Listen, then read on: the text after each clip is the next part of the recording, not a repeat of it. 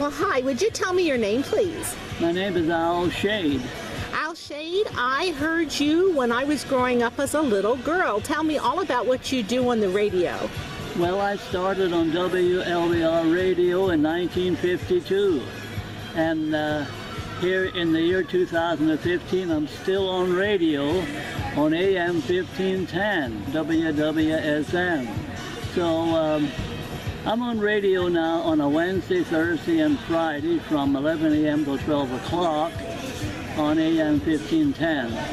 And I still go around doing about 50 personal appearances a year. And just the other day, I was up in Millersburg.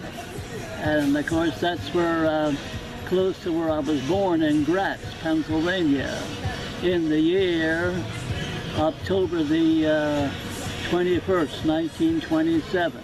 That makes you what, 87 years old? That's right, yeah. You're looking good, guy. Well, thank you. That's that country music that keeps me going, I guess.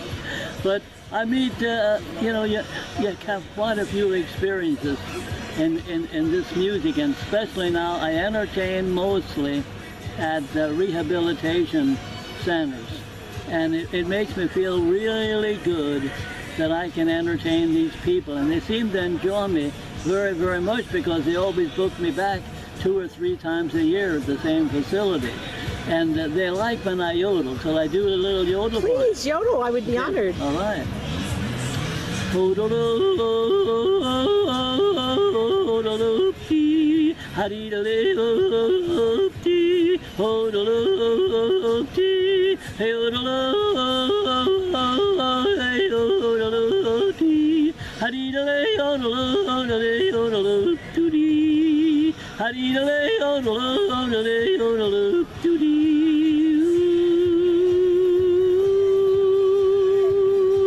You still have the voice, Al. That's wonderful. Thank you. Oh my goodness, I am so privileged that you did that for me. Thank you. Oh, you're welcome. Well, I was going to tell you about one of my experiences in Gratz when I guess when I was up in about 18 years old.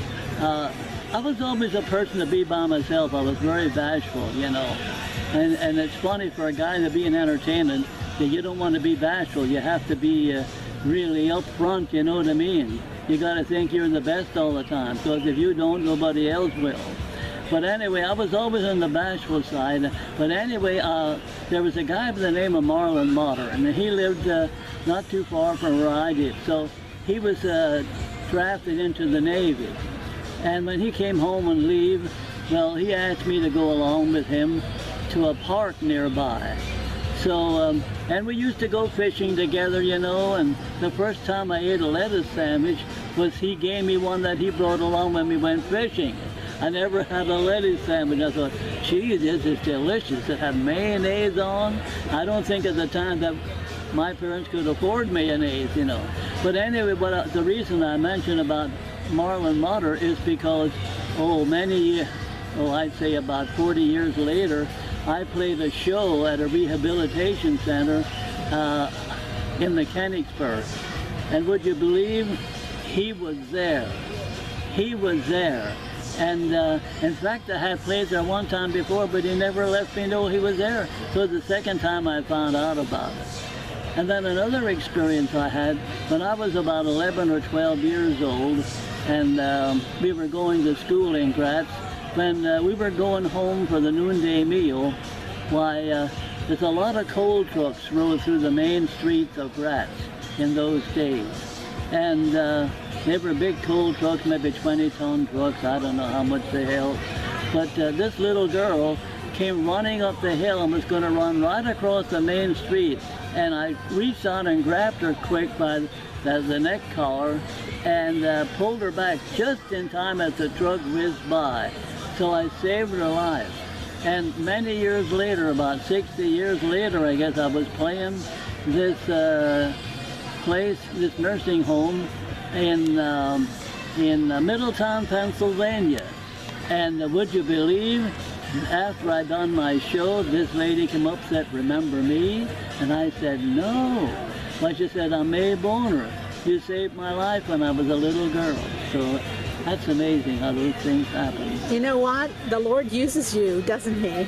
Oh, In yeah. so many ways. Wow. Yeah. So tell me, are you ever going to retire?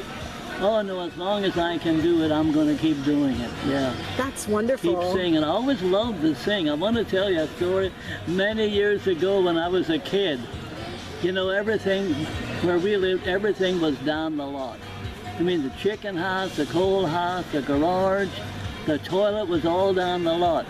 And I used to love to go down in the toilet, and I'd sit down there for an hour and sing as loud as I could. And the neighbors used to say, well, Al Shad is down in the toilet again singing. Isn't that funny? Yeah. Oh, so that was your practice house, huh? I guess, anyway, but then when I'd stand up, I sat that long that my legs went to sleep. I could hardly walk, you know. They tingle until they came alive again. It's like electricity going through your legs. So. Wow, that's a great story. Yeah. Well, I want to say thank you for letting me capture a little bit of your life, because I think people will enjoy hearing all about you. Well, thank you so much. Nice to meet you, Al. Thank you very kindly. Thank nice you. meeting you. Thank you. I'll give